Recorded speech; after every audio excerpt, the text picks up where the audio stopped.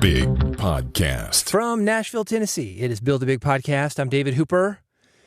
If you want to grow your podcast, get more people to your podcast, make money with your podcast, this is the podcast for you. You know, Nashville, podcast city, baby. We got a lot of great podcasting companies here. The top independent radio station in the country is here. One of the top NPR affiliates is here. Spotify is here. SiriusXM is here. iHeart is here. Apple does Apple Radio here. So there's a lot of talent. I know a lot about podcasting and radio. I would love to work with you on your podcast to help you do the things that I'm talking about. Growing your podcast, getting more people to your podcast, making a podcast that matters, and making a podcast that makes you money. You can find me at bigpodcast.com. On this episode, I'm going to talk about finding your voice. There's an article written by Josh Spector. Josh has this list. There are 8 things on it. I'm going to take them one at a time, one episode at a time. The one we're going to talk about on this episode, he calls it Write What You're Scared to Write. I'm going to change that. Podcast what you were scared to podcast. Share what you were scared to share. He was talking about creative people in general, book authors, speakers, anybody who's putting something out. But I think it is especially important for podcasters because you can't fake podcasting. Writers, and look, I'm one, so no knock to writers, but we have a lot of competition as writers now because of AI. A lot of written stuff now because we can crank it out so quickly with AI. It's starting to sound generic, but it's been that way. Don't be scared of that. There's a ton of generic content online, these so-called writers. They're 20-something, no offense to the 20-somethings, but haven't really lived, haven't really taken the time to find their voice. And it's not them necessarily, it's the clients who are hiring them. Hey, I need a generic article. Let's call it 10 coffee shops in Manhattan. And by the way, these coffee shops are paying us to do this article, so make it good. Is your podcast similar to one of those articles? 10 places to have coffee in Manhattan. Maybe so. You don't know because you're too close to it. Listeners will know. Will they tell you? I don't know. So let's look at these things. 8 ways for you to define your voice. Josh says this. He says, the sooner you stop trying to find your voice, the better. I would argue that you need to find your voice. That's exactly what I think that he's doing here, is showing you how to find your voice. I don't agree with all of these things, so we're going to go through them one by one. And he says this, the truth is you don't need to find your voice, you develop it. Okay, agree with that. But to me, those things are really the same thing. The voice isn't out there. The voice comes from living both in and out of the podcasting studio. I've told this story a bajillion times. I've got a degree in music. I was a musician, worked in the music business for a number of years as a marketing guy. That's what got me into radio, a show called Music Business Radio. And that is what got me into podcasting. That's how I've been doing it since 2005. I was in the right place with the right skill at the right time.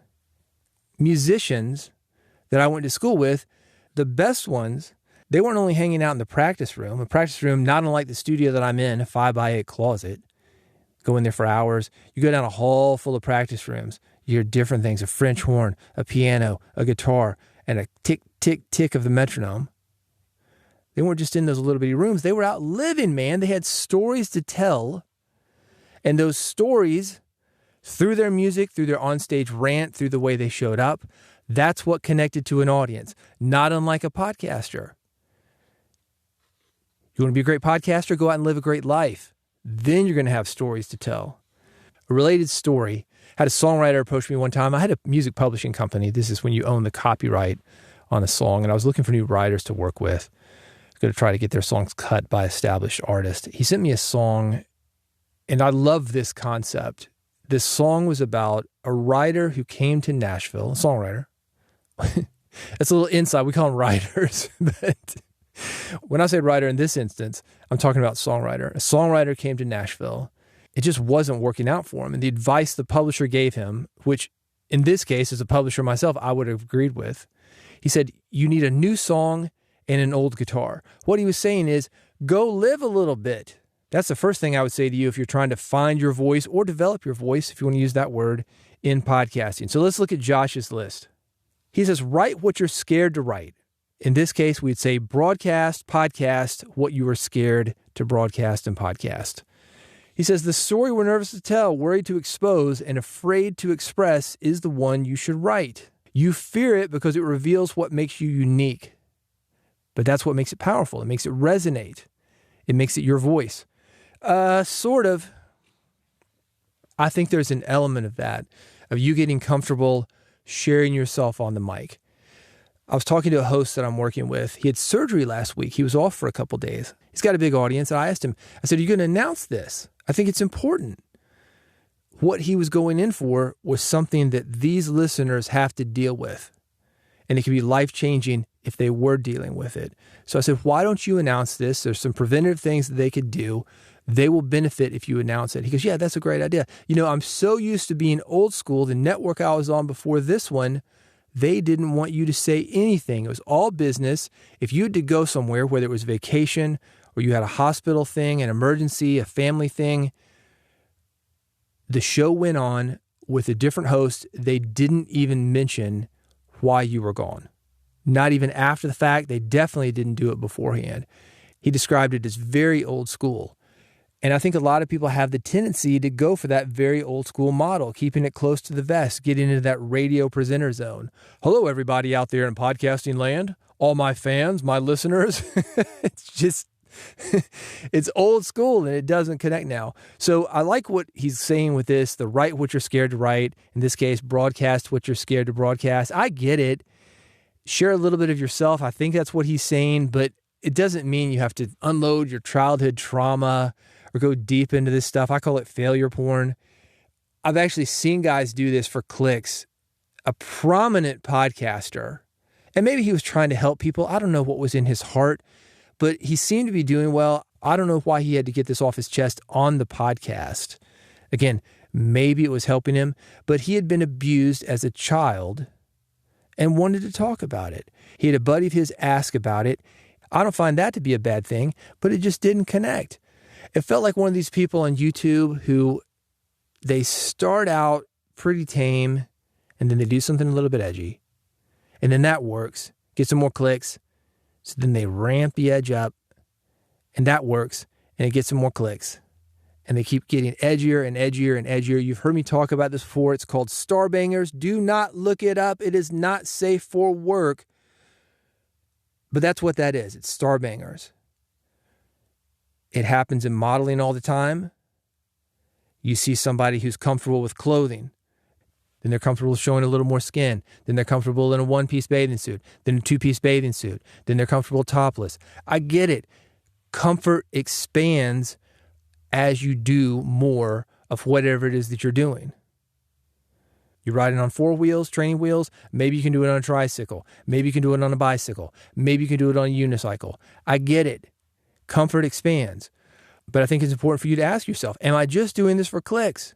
Am I trying to pull at the heartstrings, manipulate people's emotions, get them to feel something for me? That's where that's a problem. And that's why I kind of think, podcast what you're scared to podcast. Maybe not. With that said, if you're old school like my hosting buddy and you're used to not letting people in, let people in. You will benefit. They will benefit. They will feel like they know you, and they do know you. Do you know them? A little bit different. It's a parasocial relationship. They will see themselves in your story. So do I agree with it? Yeah, kind of. If you listen to Dave Jackson's School of Podcasting, something he always says is, it depends. And I'm going to tell you the same thing. It depends. Why are you doing it? Who is your audience? Are they ready for it? I'm not saying that you shouldn't put something out there before your audience is ready. Sometimes you've got to put something up in the sky for them to be able to reach up to. Don't go down to their level. Hold it up high. Let them reach for it. You're the one setting the pace here for a lot of these guys. With that said, if it's so far up in the sky, they're like, whoa, man, that's way out in left field. That's not good either. If it's manipulative, not good either. That is number 1 from this list, how to find your voice or how to develop your voice. If you want more thoughts from me, you can find me at bigpodcast.com. I write about this stuff all the time. I'm podcasting about this stuff all the time. I've got a weekly newsletter, all of it at bigpodcast.com. You can find those things there. You can also find out how to subscribe to this podcast. Bigpodcast.com/subscribe. That's the direct link. You're going to find 3 buttons there. Click on one of them. That's all you need. One for iPhone, one for Android. One is an old school RSS feed. If you want to hear the other elements that we're jumping into on this series, go there right now before you forget. Bigpodcast.com/subscribe. Click on one of those 3 things, the iPhone button, the Android button, the RSS button. That'll make sure you never miss an episode. Go there now, bigpodcast.com/subscribe, and I'll see you on the next episode of Build a Big Podcast.